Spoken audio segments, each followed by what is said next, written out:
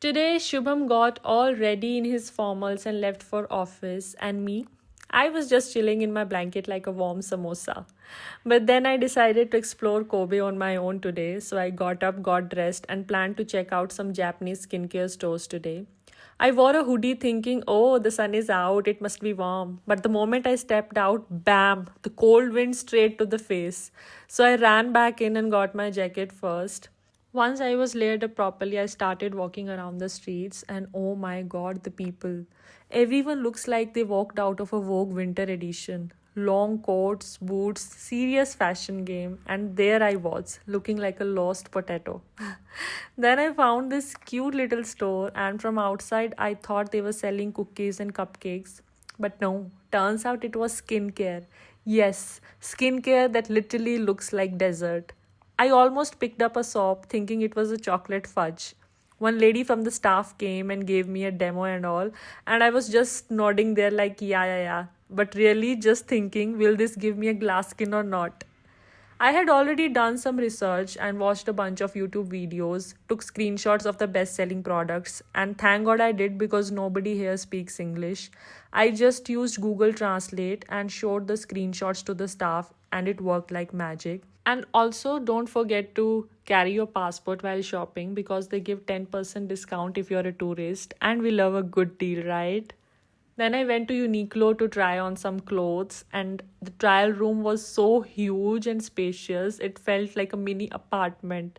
I had so much fun trying on clothes, but sad news, couldn't find anything in my size. I am 5'8", and I think that's too tall for their sizing here in Japan, maybe. I don't know. And after all that walking and shopping, I got very hungry. Thank God I had Snickers with me. Finding veg food quickly here is very hard. So if you're a vegetarian, carry some snacks with you. I was lucky I found a McDonald's right next to Uniqlo. Went in and got myself a burger, fries, and a cold drink. Then I found a cute sunny spot and just sat there, soaking it all in. It was cold, but that little warmth felt amazing. I was just so happy and grateful in that moment, out on my own, exploring a new country by myself. It felt super proud and really special. By evening around 5 p.m., Shubham was back from office and he also joined me. We went to a proper Japanese ramen place, and the chef here didn't speak English. There was no menu I could read, and there were only chopsticks here, no forks. I struggled for like an hour to eat those noodles. Next time, I'm definitely learning chopsticks before landing in Japan. Then we stopped by a cute cafe for some dessert because I was not satisfied with ramen and my sweet tooth was still very much alive. While walking back to the hotel, we stumbled upon a Lamborghini showroom. There it was, glass walls, spotlights, and a whole lineup of luxury cars sparkling. We just stood there outside like two broke kids outside a toy store. Also, the Kobe starts shutting down around 8 p.m. and the street starts to get empty. Then we got back to the hotel and I showed Shubham all the skincare stuff I bought. In total, I spent around 4,000 yen on these products.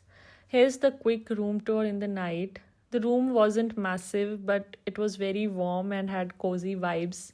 Outside was freezing, but inside felt like a warm hug. And the real star of the evening was this cute pajama set, a pure white cotton pajama set that looked simple but felt like luxury. We both changed into it and instantly melted. I'm not kidding, it felt so comfortable. And I looked at Shubham and said, can we take this with us, please? I wish hotels let you buy the clothes, but that didn't happen. So that's how my day went in Kobe. Quite simple and just perfect in its own way. Stay tuned for the upcoming vlog.